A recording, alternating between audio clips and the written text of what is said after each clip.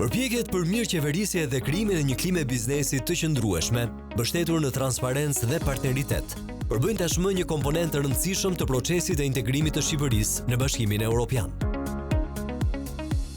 Përgjatë një dekade tashmë, Këshilli i Investimeve, një nisëm e mbështetur nga qeveria shqiptare, ka bërë realitet një model të ri dialogu të strukturuar mes sektorit publik dhe atij privat, përmes instrumentave të duhur ballafaques mes palëve. Si një platformë tripalçe me përfaqësues të qeverisë, komunitetit të biznesit dhe partnerëve për zhvillim. Misioni kryesor i tij ka qenë nxitja e dialogut me fokus reformat jetike për biznesin dhe konkurrueshmërinë. Këshilli ka qenë në gjendje të ndërtojë një platformë demokratike. Puna ka qenë jo vetëm empirike, po ka qenë një punë e mirëfillt, shkencore do thoja unë. Do ta konsideroja punën e këtij këshilli si një ndihmë shumë të madhe për të zgjidhur problematikat që ekonomia do të ketë në vazhdim. Prandaj unë shpresoj që ky proces të vijojë si një proces dialogu dhe komunikimi, dhe jo thjesht një tryezë diskutimi.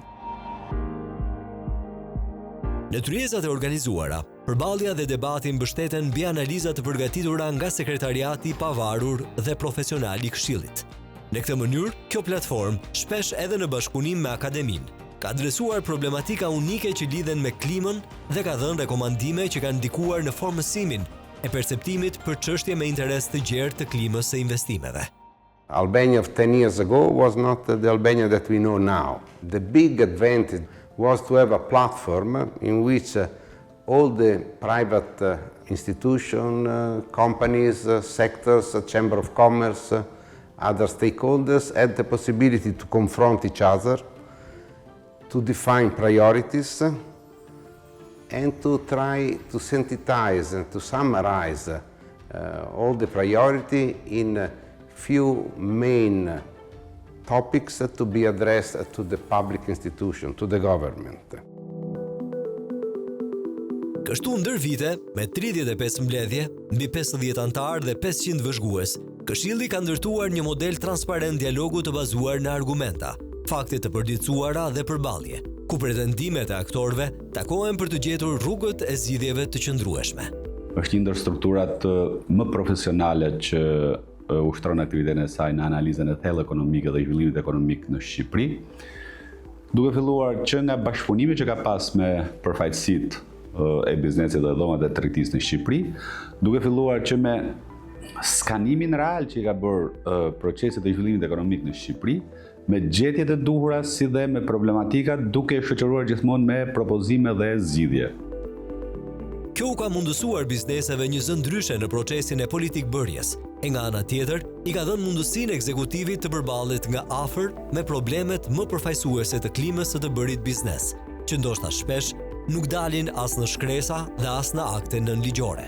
Sa gati janë bizneset shqiptare për të hyrë në Bashkimin Evropian, kush është mindseti i tyre, si duhet t'i ndihmojmë bizneset dhe jo vetëm ato që drejtohen nga zonjat për të certifikuar dhe për të ngritur standardin jo vetëm të biznesit, po për të certifikuar dhe për të garantuar standardin e produkteve të tyre.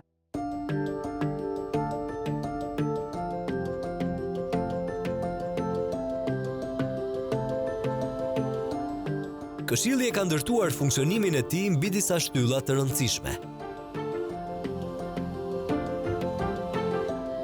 Do doja të theksoja 2 momente ku ne kemi pasur një bashkëpunim me rezultat konkret me Këshillin e Investimeve. Së pari ka qenë periudha e pandemisë, kur politikat tona për mbrojtjen e konsumatorëve dhe për lehtësimin e marrëdhënieve të kreditit midis kredimarrësve dhe bankave ka qenë bazuar edhe në rekomandimet e Këshillit të Investimeve dhe hera e dytë që do dëshiroja ta theksoja ka qenë vendimi i Bankës së Shqipërisë për të krijuar një fond mbështetës për kredit të buta për biznesin e vogël dhe të mesëm dhe sidomos të destinuara edhe për sektorin e bujqësisë.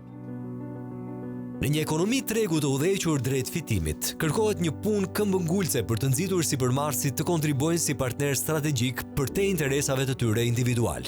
Po kaq i rëndësishëm është edhe krijimi një ambient i bashkëpunues midis institucioneve shtetërore dhe biznesit, ku palët të mësojnë të dëgjojnë e flasin me transparencë e argumenta gjuhën e njëri tjetrit. Nuk është e mjaftueshme të bëhen strategji e ligje të mira, por duhet një zbatim koherent i tyre në praktik. Është e thjeshtë të kuptosh përmes shifrave këtë rrugëtim të Këshillit në një dekadë. Mjafton të përmendim 350 rekomandime të bazuara në qëndrime të paanshme, ka të cilat janë zbatuar rreth gjysma e tyre. 45 ndërhyrje ligjore dhe regulatore të miratuara sipas sugjerimit të vetë bizneseve, si edhe mbi 7.000 bizneset anketuara dhe konsultuara. Këshilli ka vërtetuar kështu se të dhënat e siguruara nga bizneset, me vullnet të mirë të institucioneve, mund të jetësohen në politika më efikase dhe mundësojnë reforma me ndikim afatgjat.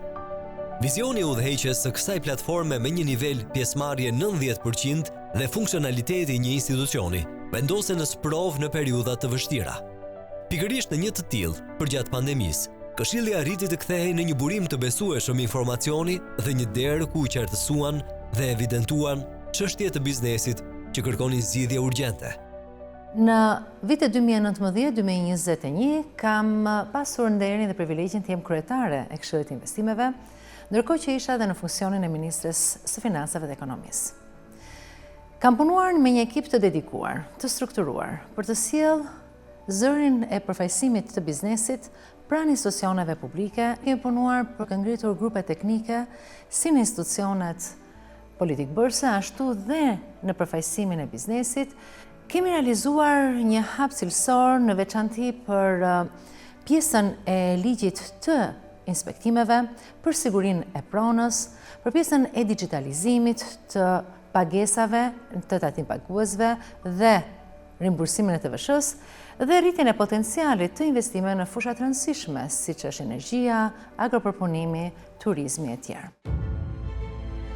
Sot, më tepër se kurrë, Këshilli i Investimeve është një shembull i gjallë që tregon se kjo qasje mbetet thelbësore për të forcuar besimin ndërmjet institucioneve dhe biznesit, nxitur transparencën, tërhequr investimet e huaja dhe përgatitur vendin drejt një kulture europiane konsultimi, lobimi dhe advokimi.